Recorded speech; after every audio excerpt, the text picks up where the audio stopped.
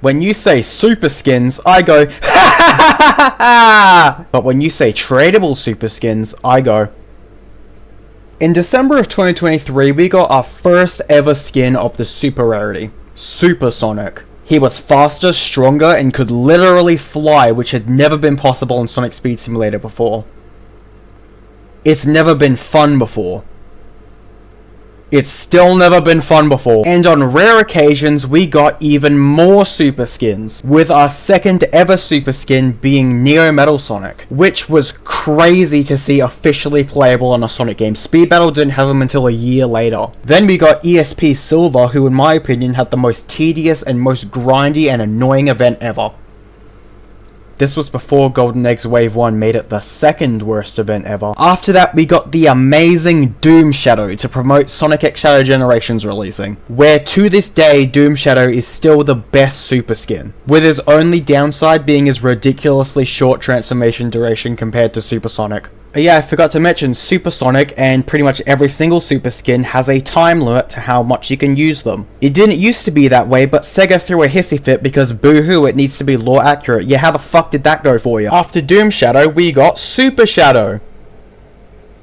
He's literally the exact same as Super Sonic, but he can use Chaos Spear and Chaos Blast. I still prefer Sonic though. Fuck you, Shadow fanboy. Sonic is better. Then it was quiet for a little while, and then boom, mid-jump scare. Darken Hero Shadow. And I've got to say, in all honesty, it's the biggest piece of dog shit that I have ever heard. This is where I think the enshittification of super skins started, and this event was also the final straw for many people who were tired of Shadow constantly getting skins. Meanwhile, other characters are getting left to rot for literal years. In a few more days, it will be 2 years since Big got his last skin. That's fucking depressing. I already made an entire video about the Darken Hero Shadow event, calling it the laziest event ever, which I stand by. I didn't even bother getting Hero Shadow, I just got Dark Shadow because you don't want to see me let my demons out. Okay, the last few super skins were kinda mid. But surely next we're gonna get Burning Blaze or Adventure Super Sonic or Super Silver, right?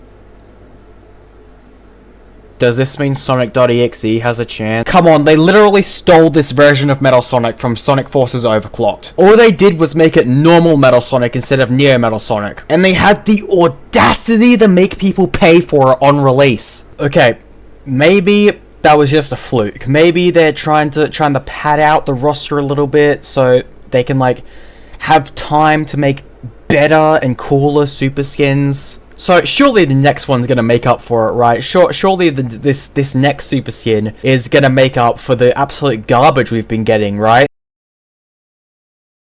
Wait. I already have this one! They released Super Shadow. Again. But this time, you can't get him for free. And you can't grind for him. You have to gamble for him in mystery chests.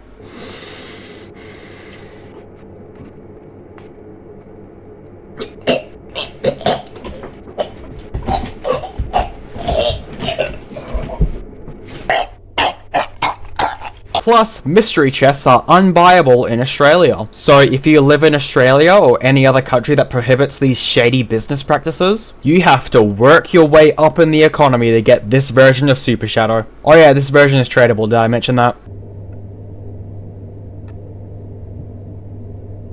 They've done this tradable thing to all of the OG supers too, ESP Silver, Super Sonic, and Doom Shadow. The tradable super system is terrible for so many reasons. First of all, it's forcing people to gamble and spend money on an identical but slightly better version of a skin they already have. Look at ESP Silver, his tradable version gets new effects while the OG version gets nothing. It's a complete kick in the face to everyone who bought or grinded for the skin when it first came out. I can relate to this. I fucking paid 600 or 800 Robux on my Super Sonic because I missed out on his event. And now they're expecting me to pay more for a better version? Fuck off. Funny how that works, am I right? I'm gonna fucking kill myself! It makes me want to kill myself. But I've still got to give them credit. These skins in the $90 bundle they're in, that means they're $45 each. Which is still greedy as fuck, but at least they're not $70 each in a fucking $140 bundle. We have that going, Game Fam. What kind of fucked up bizarro world are we living in where Sonic Speed Simulator somehow has a better deal than Sonic Rumble? Game fam! You've gotta up your game, fam!